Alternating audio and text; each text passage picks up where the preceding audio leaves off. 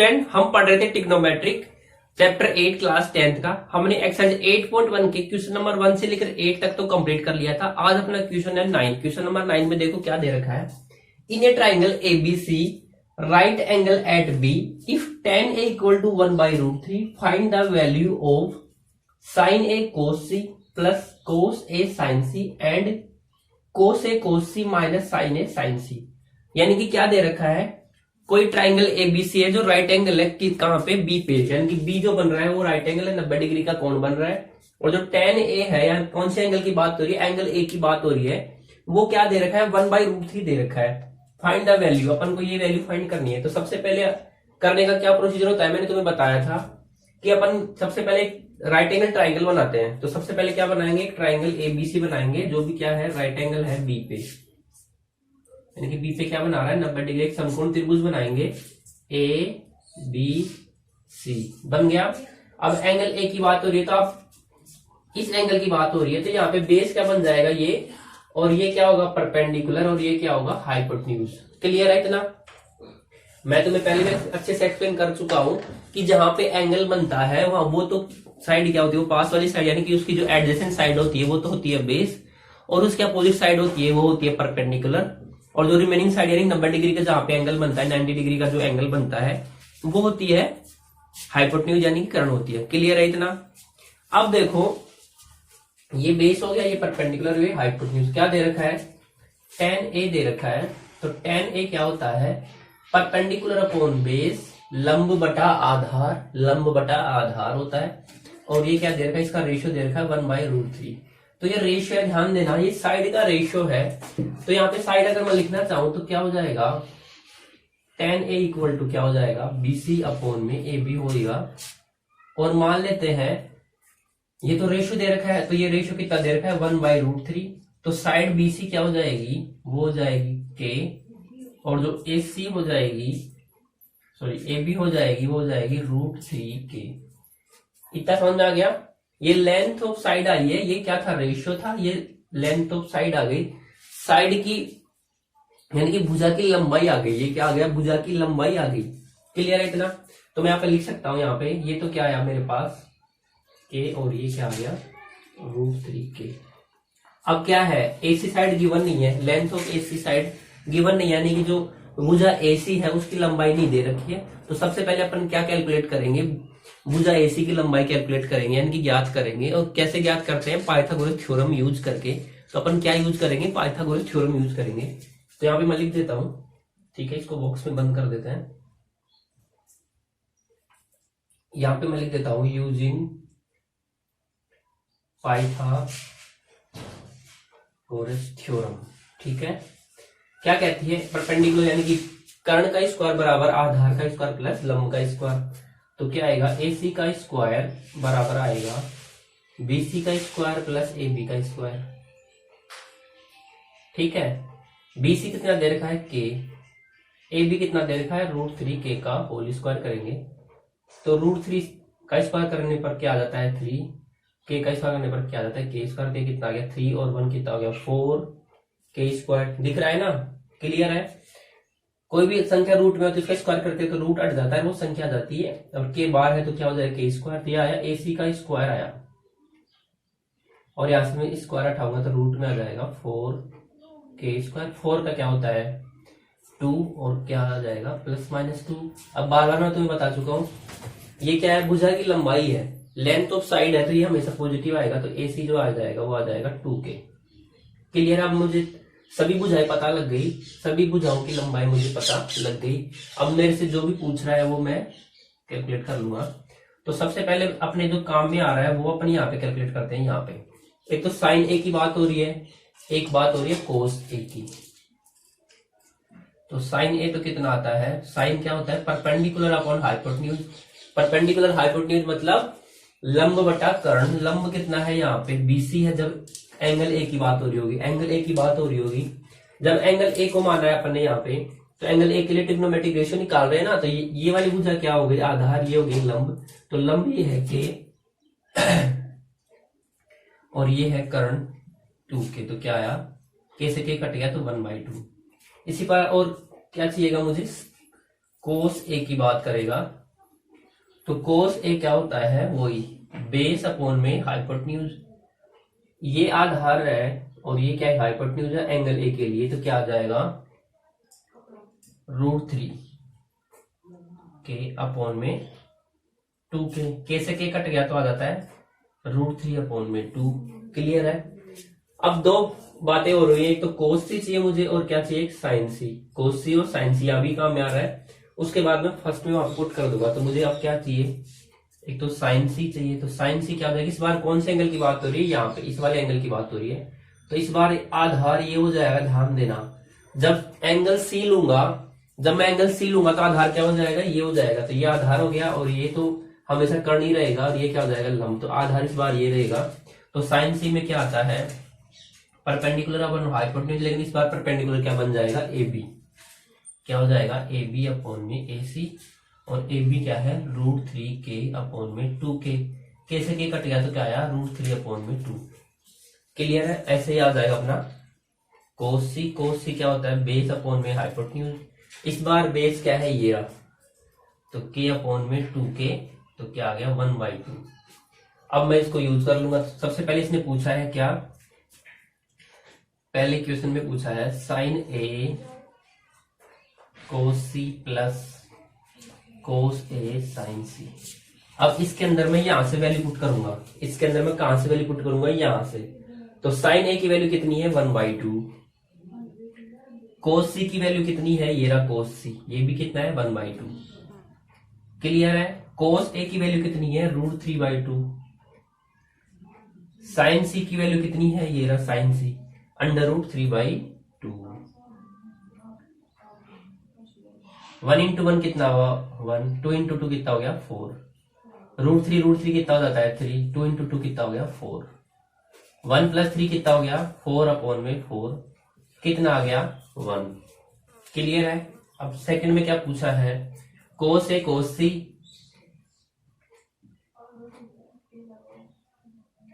Sign ए sign सी, कोस ए कोस सी minus sign ए sign सी। कोस ए ये रहा, यहां से लिखूंगा कोस ए √3 अपॉन में 2, कोस सी की वैल्यू 1/2, साइन ए की वैल्यू 1/2, साइन सी की वैल्यू √3/2। समझ आया। पहले अपन ने जो ट्रिग्नोमेट्रिक रेशियो काम में आ रहा है उसके लिए वैल्यू निकाल ली और फिर यहाँ पे मैंने पुट कर दी। √3 × 1 कितना आ जाएगा √3, 2 × 2 कितना हो जाएगा 4। न्यूमरेटर से मल्टीप्लाई हो जाता है, डिनोमिनेटर से मल्टीप्लाई हो जाता है, अंश जो है वो अंश से गुणा हो जाता है, हर जो है वो हर से गुणा हो जाता है। ठीक है। 1 × √3 कितना हो जाएगा √3, 2 × 2 4, क्या आ गया √3 माइनस √3 अपॉन में 4 कितना आ गया 0 अपॉन में 4, यानी कि कितना आ गया 0। समझ में आया। क्लियर है क्या। तो यहाँ पे कितनी वैल्यू आ गई 0। तो ये मैंने क्वेश्चन नंबर 9 को सोल्व कर दिया, इसके अकॉर्डिंग चलता रहेगा। ठीक है। सब सिंपल तरीका होता है, सबसे पहले जो गिवन होता है उसको उसके अकॉर्डिंग अपन क्या बनाते हैं, राइट एंगल ट्राइंगल बनाते हैं, उसकी साइड को डिसाइड करते हैं जो भी अपना एंगल दे रखा होता है। ठीक है। उसके बाद में क्या करना होता है, जो साइड दी नहीं होती है, रिमेनिंग साइड बची है, यानी कि जो भुजा की लंबाई दी नहीं होती है उसको अपन कैलकुलेट करते हैं, क्या यूज करके, पाइथागोरस थ्योरम यूज करके। क्लियर है। उसके बाद में जो भी अपन से क्वेश्चन में पूछता है उसके अकॉर्डिंग अपन उनकी वैल्यूज कैलकुलेट कर लेते हैं और फिर उनको अपन क्वेश्चन में पुट कर देते हैं। क्लियर है। चलो ठीक है। क्वेश्चन नंबर देखो अगला 10 में क्या दे रखा है। फिर भी अगर किसी भी स्टेप में डाउट हो तो आप कमेंट कर दीजिएगा, मैं एक्सप्लेन कर दूंगा फिर से। इसके अलावा कोई भी दिक्कत आ रही हो कहीं पे भी कि आपको कॉन्सेप्ट समझ में नहीं आ रहा हो कि सर ये वाला समझाओ, तो वो भी आप कमेंट करके बता दीजिएगा। देखो अगला क्वेश्चन क्या दे रखा है, in triangle P Q R right angle at Q. एक ट्राइंगल पी क्यू आर है, तो देखो मैं क्वेश्चन लिख नहीं रहा हूँ, डायरेक्ट बना रहा हूँ। In triangle P Q R, एक ट्राइंगल है पी क्यू आर जो right angle at Q, Q पे क्या है राइट एंगल, यानी कि एक त्रिभुज बनाना है मुझे पी क्यू आर, एक समकोण त्रिभुज बनाना है पी क्यू आर जो क्यू पे क्या बना रहा है 90 डिग्री बना रहा है, यानी कि राइट एंगल है। और जो पी आर दे रखा है P R plus Q are वो है 25 सेंटीमीटर एंड पी क्यू की जो लेंथ दे रखी है वो दे रखी है 5 centimetre. Determine the value of sine P, क्या क्या निकालना है, साइन पी निकालना है एक तो, कोस पी एंड टेन पी, और लास्ट में टेन पी, ये सब निकालना है। 3 वैल्यू निकालनी है। P R plus Q are 25 दे रखा है, पी क्यू बराबर 5। Determine the value of sine P cos P and ten P. Clear है? चलो ठीक है, तो ध्यान दो क्वेश्चन पे। क्वेश्चन में क्या दे रखा है,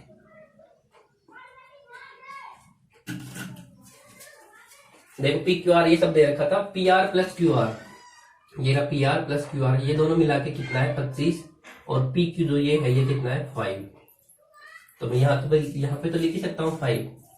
अब देखो जो अपनी पाइथागोरस थ्योरम कहती है वो क्या कहती है, तो यहाँ पे मैं लिखूंगा यूजिंग पाइथागोरस थ्योरम। वो क्या कहती है, पी आर का स्क्वायर बराबर पी क्यू का स्क्वायर प्लस क्यू आर का स्क्वायर, ये होता है। जो जो गिवन है वो मैं यहाँ पे नोट कर लेता हूँ। पी क्यू कितना है, ये रहा पी क्यू कितना है 5 प्लस क्यू आर का square equal to P R का।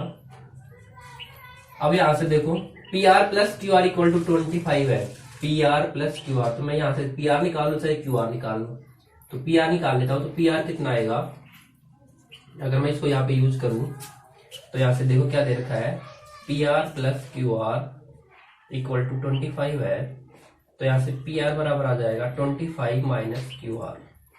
ठीक है, इसको मैं यहाँ पे यूज करने वाला हूँ, तो मैं यहाँ पे लिख सकता हूँ 25 माइनस क्यू आर का whole square equal to 25 plus Q R का होल स्क्वायर। समझ में आ गया?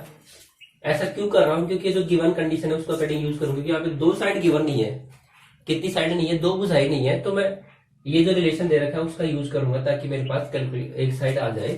तो देखो यहाँ पे a माइनस बी का होल स्क्वायर लगेगा, यहाँ पे क्या लगेगा a माइनस बी का होल स्क्वायर, ये क्या होता है a का स्क्वायर माइनस का 2ab प्लस b का स्क्वायर, इसको मैं यहाँ पे यूज करने वाला हूँ। तो 25 का स्क्वायर माइनस का 2 इंटू ए इंटू 25 है, b कितना है Q R plus Q R का whole square equal to 25 plus Q R का होल स्क्वायर। समझ में आ रहा है? 25 का स्क्वायर कितना होता है 625 minus 50 Q R plus Q R का whole square equal to 25 plus Q R का होल स्क्वायर। ध्यान दो क्यू आर के होल स्क्वायर से Q R whole square cut जाएगा, दोनों का साइन भी सेम है, उधर भी क्यू आर का होल स्क्वायर है, इधर भी क्यू आर का होल स्क्वायर है। अब ध्यान दो ये इधर आ जाएगा, ऐसे करते हैं अपन इसको उधर ट्रांसफर कर देते हैं। अपने पास क्या आया 625 minus 50 Q R equal to 25 आ गया। अब 625 उधर ट्रांसफर कर देता हूं मैं, तो कितना आ जाएगा 50 Q R equal to 25 minus 625, ये माइनस में है। ठीक है, तो माइनस का 50 क्यू आर कितना आ जाएगा 600 आ जाएगा, माइनस में 600 आ गया, माइनस से माइनस कट गया, माइनस माइनस क्या हो गया प्लस हो गया। तो क्यू आर की वैल्यू कितनी आ जाती है, जो 50 मल्टीप्लाई में है वो कहाँ चला जाएगा डिवाइड में, जो गुणा में होता है वो कहाँ चला जाता है भाग में। 600 बटे में 50, ये कट गया एक 0, तो 60 अपॉन में 5 करते हैं तो कितना आ जाता है 12 आ जाता है। तो क्यू आर की जो लेंथ आ गई वो आ गई 12 सेंटीमीटर। ठीक है, क्यू आर की जो लेंथ आई वो कितना आ गई 12 सेंटीमीटर, तो ये कितना हो गया 12 सेंटीमीटर। तो यहाँ से क्यू आर आ गया 12 सेंटीमीटर, तो पी आर कितना आ जाएगा 25 माइनस 12, तो पी आर की लेंथ आ जाती है 13 सेंटीमीटर। समझ में आ गया? तो ये कितना आ गया 13, इतना सब आ गया।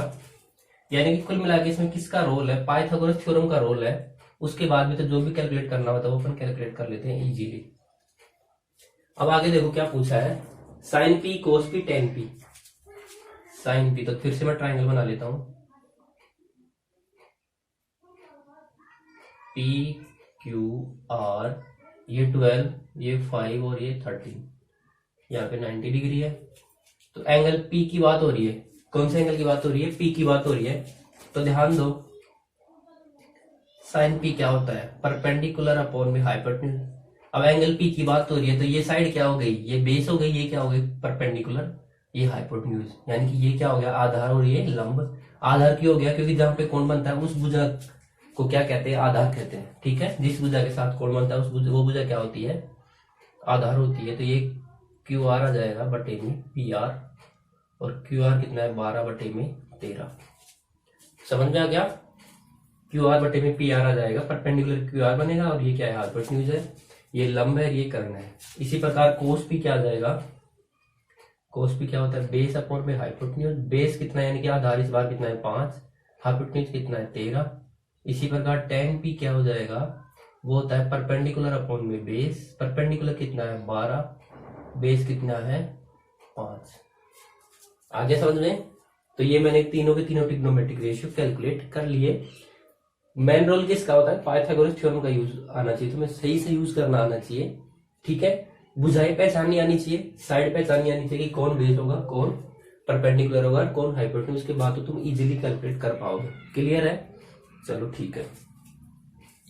अब देखो क्वेश्चन नंबर 10 हो गया। क्वेश्चन नंबर 11 में देखो क्या दे रखा है।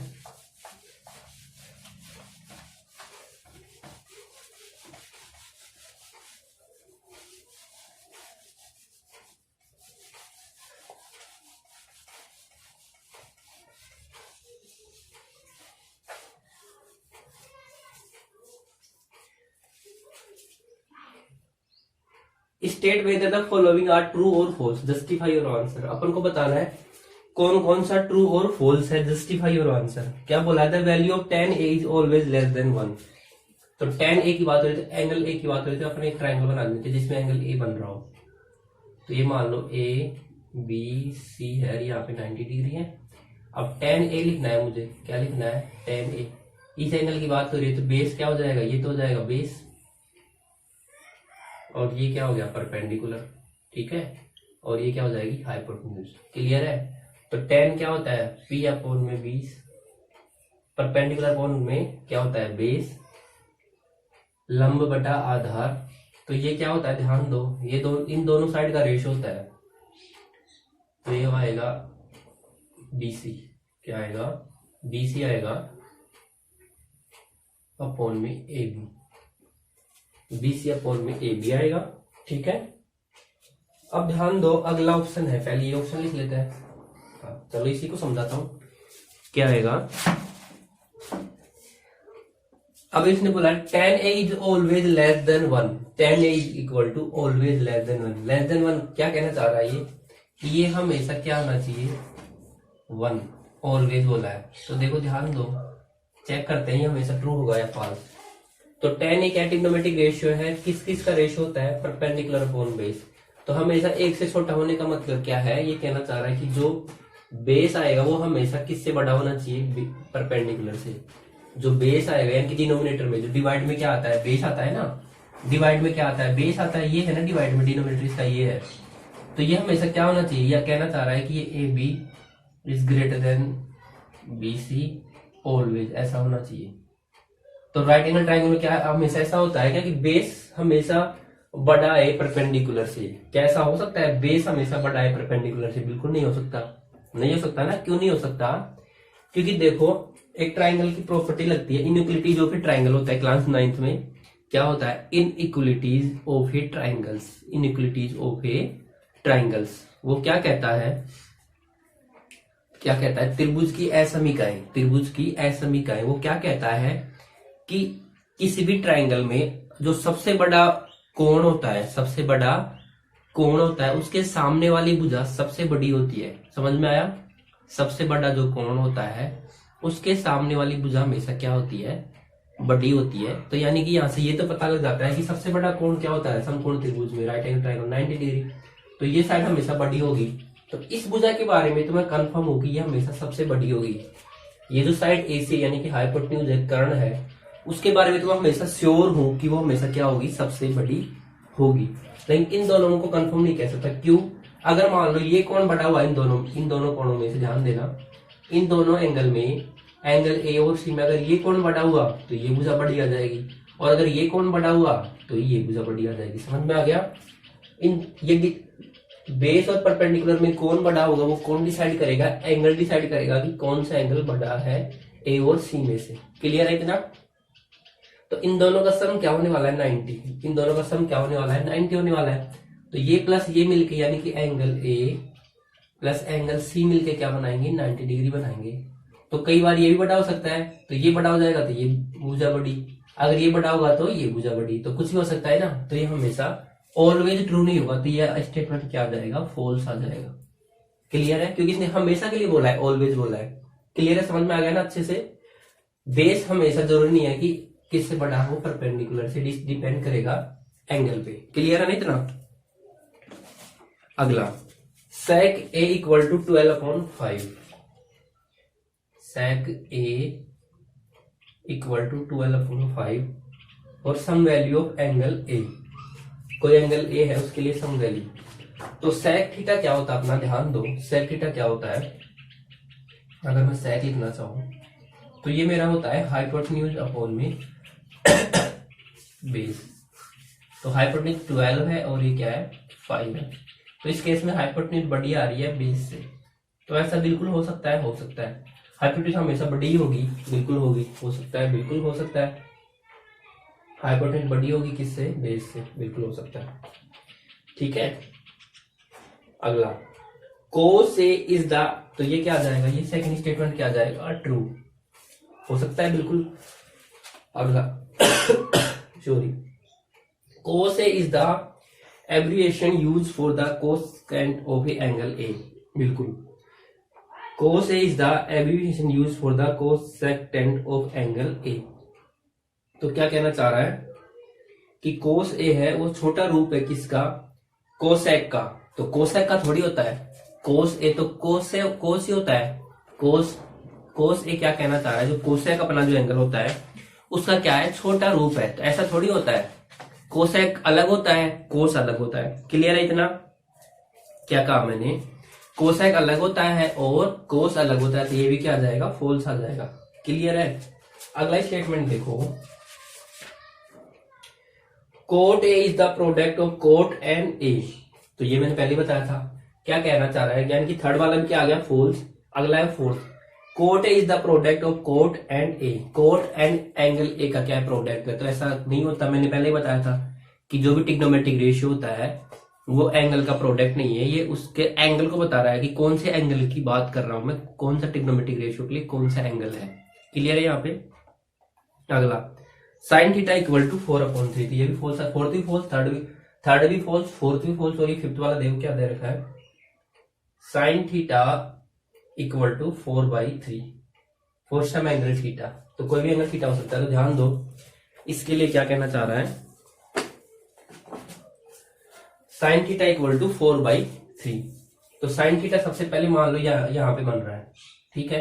तो साइन थीटा क्या होता है, परपेंडिकुलर अपॉन में हाइपोटेन्यूज। तो इसके अकॉर्डिंग क्या हुआ कि परपेंडिकुलर बड़ा हो गया हाइपोटेन्यूज। तो कैसा है, क्या कभी ऐसा हो सकता है परपेंडिकुलर हाइपोटेन्यूज से बड़ा होगा क्या, नहीं। क्योंकि मैंने बताया था राइट एंगल ट्रायंगल में जो हाइपोटेन्यूज वाली साइड जो होती है वो सबसे बड़ी होती है, लेकिन इसने तो क्या कहा, परपेंडिकुलर बड़ा होना चाहिए। एक से बड़ा आ गया ना साइन थीटा, तो साइन थीटा एक से बड़ा नहीं होगा, क्योंकि हाइपोटेन्यूज डिवाइड में रहती है और हाइपोटेन्यूज सबसे बड़ी भुजा होती है। तो ये भी क्या आ जाएगा, फॉल्स आ जाएगा। तो ओनली ट्रू कौन सा आ जाएगा अपना, ये वाला सेक वाला आएगा ट्रू, बाकी सब के सब क्या आ जाएंगे, फॉल्स।